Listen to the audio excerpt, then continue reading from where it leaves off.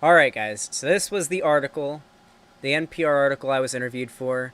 I don't remember. Okay, yeah, I don't remember how much of this will be from me because I haven't really read it yet. But I can already see this is me and him, our interview that we did over the phone. So I guess this was me and Destiny. Me and Destiny were the ones that were interviewed for this. I forgot. Yeah, that's right. Me and Destiny got interviewed for this article. So good memes.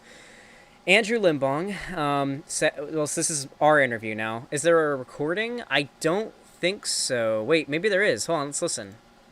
YouTube is constantly tinkering with its recommendation system. It's designed to keep viewers watching for as long as possible. Outside tech experts, however, have shown how YouTube's algorithms can lead viewers quickly down a rabbit hole of increasingly fringe videos, in some cases ending up with extremists, mostly right-wing content. A growing number of content creators are trying to get in front of that audience and stop radicalization. NPR's Andrew Limbong introduces us to two of them. Here's how one teenager got caught up watching far-right videos. His name's Alex, and he didn't want us to use his last name for fear of retaliation. When he was 16, he spent a lot of time on YouTube watching angry videos. And I started to believe that feminism was a bunch of whining about nothing, and that third wave feminism was cancer. That's what I was basically told. From there, YouTube recommended more increasingly extreme right-wing creators. And then further down, I started watching people like Stefan Molyneux, who made a long movie about protecting Poland as a white ethno-state. And Lauren Southern, a far-right advocate who made this video about a racist conspiracy called the Great Replacement. And with the disparities in birth rates, the non-Muslim population will continue to decline as the Muslim population multiplies in France, well above the replacement rate. This isn't just rambling hate speech. It has real-world consequences. For instance, the Great Replacement inspired the Christchurch, New Zealand shooting. I would hear all these stats and be like, well, damn, she must know what she's talking about. Alex says Lauren Southern didn't sound hateful to him. She sounded pragmatic. But listen to how her arguments on immigration fall apart when she gets into it with a guy named Stephen Bennell in an interview on YouTube. But you saying that there is no proof that immigrants are a net drain on the country, I think, is ridiculous. I mean, most of the reading that I did to prepare for this was of the economist that you cited in your book, who agrees that immigration has been a net gain for the Western world. And that was Stephen Bennell, one of the few creators on YouTube who are actively challenging this deluge of misinformation. It wasn't always part of his gig. Bennell's career began playing video games online and cracking jokes, but then he noticed others in his field becoming more political, getting real popular, making videos attacking feminism, racial justice, immigration. Basically what I saw was, especially on the 2016 time period, especially listening to Trump, was there's just so many bad arguments. And it drove me crazy to see how many people are just unwilling to engage with the reality of what they're talking about. So Bennell began holding hours-long debates with them. At the end of the day, I want my person that I'm talking to feel like they're floundering, or to feel like they don't know what they're talking about, or that their arguments, fell apart under more scrutiny. Another YouTuber giving these arguments more scrutiny is Natalie Wynn. She runs the channel ContraPoints, and instead of debate... Listen, I should clarify, I did this interview, and this article was written and made before Destiny did the thing and became Centricity.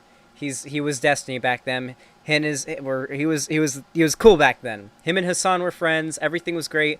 Yeah, ContraPoints is also interviewed for this. Goddamn, how am I, Pig Puncher, 11,000 subscribers? I was like 8,000 subs back then. Pig Puncher. How is I getting interviewed along with Destiny and ContraPoints? God damn. We're there, guys. Can I just get some fucking claps in the chat for the fact that we're at this point? God damn, I would have never thought, even 4 months ago, we'd ever get to this point. These personalities directly, she'll break down their arguments in video essays like this. They'll also use euphemisms for core components of their beliefs. If talking about preserving a homeland for white people sounds too fascist, they'll talk about preserving Western civilization or Western culture instead. Wynn says she started this channel because she'd been watching this corner of hate and misinformation grow for years, and she's learned a few things. You have to take trolls seriously, you have to use their language, and you have to confront their prejudices head-on. And as a trans woman, for Wynn, that meant making jokes at her own expense. I know I look weird. I know that you have an idea of me as this, degenerate. But, I'm capable of seeing things the way you're seeing things. I'm capable of making jokes from your perspective. Now just listen to me. And it worked. Her videos questioning misogynist involuntary celibates and other pop philosophers got millions of views. Now she's expanding her scope, tackling... That was her talking. That was ContraPoints. She was interviewed for this too.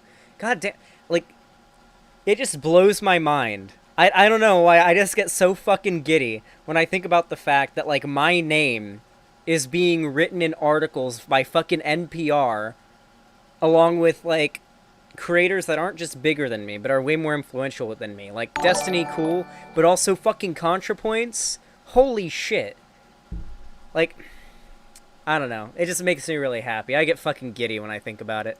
Tackling topics more directed at her growing female and queer audiences, because edgy boys aren't the only ones affected by toxic online communities. I'm not worried about being out of work because humanity is suddenly going to become happy and functional.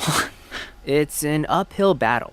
Overall, 5 hours of content is uploaded to YouTube every minute, and even the company itself struggles to find a fair and effective way to police extremism on its platform. But Wynn and Benel are inspiring others, like Alex, who's 19 now, to start their own channels. A small but growing cohort of creators hoping to make YouTube a little less hateful. Andrew Limbong, NPR News.